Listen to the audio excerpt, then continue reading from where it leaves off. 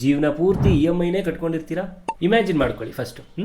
ದುಡ್ಡು ಖರ್ಚಾಗಲ್ಲ, ಇಮ್ಯಾಜಿನ್ ಮಾಡ್ಕೊಳ್ಳೋಕೆ. ಒಂದೇ ಶಾರ್ಟಲ್ಲಿ ಫುಲ್ ಅಮೌಂಟ್ ಪೇ ಮಾಡಿ ಕಾರ್ ತೊಗೊಂಡ್ರಿ, ಅಥವಾ ಒಂದೇ ಶಾರ್ಟಲ್ಲಿ ಫುಲ್ ಅಮೌಂಟ್ ಪೇ ಮಾಡಿ ಮನೆ ತೊಗೊಂಡ್ರಿ. ನಾಳೆಯಿಂದ ₹1 EMI ಕಟ್ಟೋ ಹಾಗಿರೋದಿಲ್ಲ. ಸ್ವಂತ ಮನೆ, ಸ್ವಂತ ಕಾರ್, ಹೇಗಿರುತ್ತೆ ಲೈಫ್?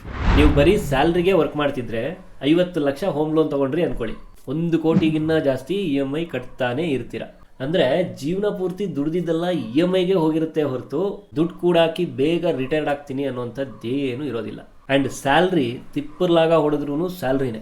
ಒಂದೇ ಸಲ ಜಾಸ್ತಿ ದುಡ್ಡು ಬಂದ್ಬಿಡುತ್ತೆ, ಅಥವಾ ನಾಳೆ ಇನ್ನೇನೋ ಮ್ಯಾಜಿಕ್ ಆಗಿಬಿಡುತ್ತೆ ಅಂತ ಕನ್ಸು ಕೂಡ ಕಾಣೋ ಹಾಗಿಲ್ಲ. ನೀವೇನೇ ಮಾಡಿದ್ರು ಸ್ಯಾಲ್ರಿಯಿಂದ ಆಚೆ ಜಪ್ಪಯ್ಯ ಅಂದರೂ ₹1 ಕೂಡ ಎಕ್ಸ್ಟ್ರಾ ಸಿಗಲ್ಲ.